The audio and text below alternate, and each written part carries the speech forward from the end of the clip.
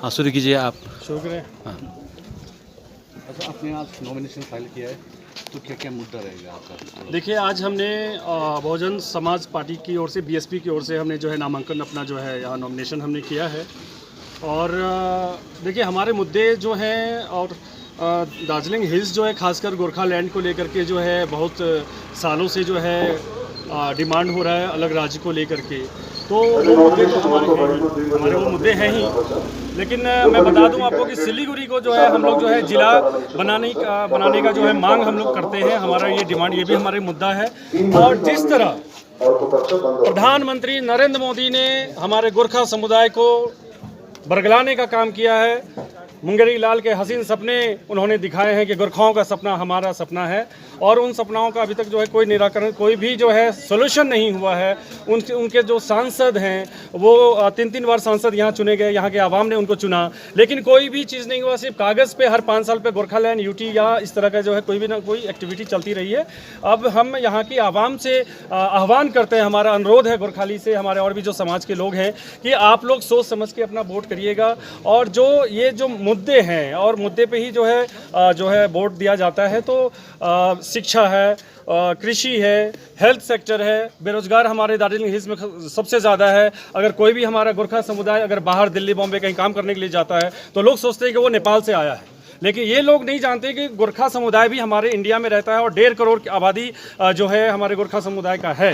तो हम उनके सम्मान की लड़ाई हम लड़ना चाहते हैं, और हमारे मुद्दे हैं, और मुद्दे के बीच हम जो है अपने लोगों के बीच में हम जाएंगे। प्रचार किस तरह से करेंगे पहाड़ में? देखिए, प्रचार तो जो प्रोटोकॉल है, जो इलेक्शन कमीशन का गाइडलाइन है, उस अनुसार ही हम लोग जो है करेंगे, और जो भी साधन हमें जो है पार्टी की ओर से जो उपलब्ध होगी, और इस तरह हम लोग जो है ये करेंगे। कई महीने आगे आपने एक बयान दिया था कि गोरखा लोग को गोरखालैंड नहीं चाहिए, उन लोग को सिर्फ रोटी कपड़ा मकान चाहिए ना, ये बयान दिया था आपने। इस बारे में कैसे दिखते हैं आप? देखिए, हमारे इस बयान को लेकर के बहुत सारे लोगों, विपक्ष के लोगों ने जो है मुद्दा बनाया था, रोटी और कपड़ा मकान जो हमने बोला था। देखिए, रोटी कपड़ा मकान तो हर किसी को चाहिए।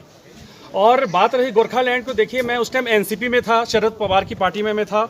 हर पार्टी का एक गाइडलाइन होता है कि किस तरह क्या फॉलो करना है, क्या मुद्दे बनाने हैं। तो जो उस टाइम दिशा निर्देश था हमें, चूँकि मैं अब बीएसपी में हूँ, और बहन मायावती जी जो हमारी पार्टी की राष्ट्रीय अध्यक्ष है और पूर्व मुख्यमंत्री उत्तर प्रदेश की रह चुकी है, तो उनका साफ निर्देश है कि हम लोग छोटे छोटे राज्य के पक्षधर हैं। जिस तरह उत्तर प्रदेश को उत्तराखंड किया गया था, जिस तरह बिहार में आप देख सकते हैं बिहार से झारखंड को किया गया है, और मध्य प्रदेश से छत्तीसगढ़, आंध्र प्रदेश से जो है तेलंगाना का गठन हुआ है, तो फिर हमें लगता है कि जो है गोरखालैंड क्यों नहीं हो सकता है। ये बहुत बड़ा एक अहम मुद्दा है। तो अभी ये बात बोल रहे, तो किसी अन्य पार्टी से आप जाएंगे तो फिर वही?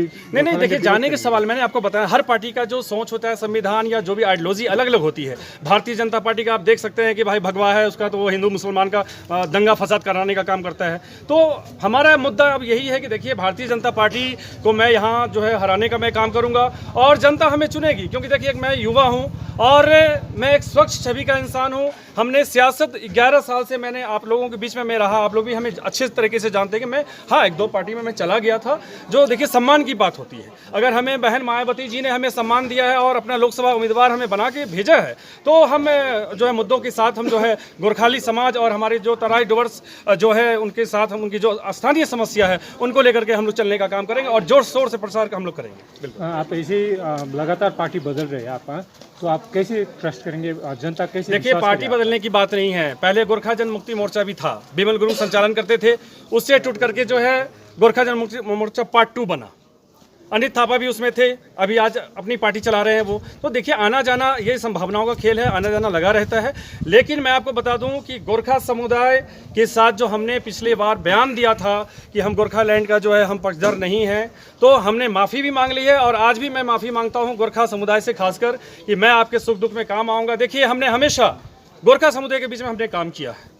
कोविड का प्रॉब्लम हो, या क्रिकेट स्पोर्ट्स का हो, या यूथ के लिए जब स्पोर्ट्स कोटे से नौकरी की बात आई तो हमने प्रीति राय, दिलाराम को भी जो है हम लोगों ने जो है प्रशासन से बात करके खेल कोटे से नौकरी दिलाने का काम किया। तो हमारे बहुत सारे अचीवमेंट्स हैं। एक सिर्फ जो है एक मुद्दा आप लोगों ने भी शायद बना रखा है, या खैर आप क्वेश्चन करते हैं कि मैं गोरखा विरोधी मैं नहीं हूँ। देखिए, आज हमने गोरखाली जो है हमने टोपी जो है हमने लगाया है और हम खुद को जो है गोरखाली महसूस मैं कर रहा हूँ 12-13 साल से।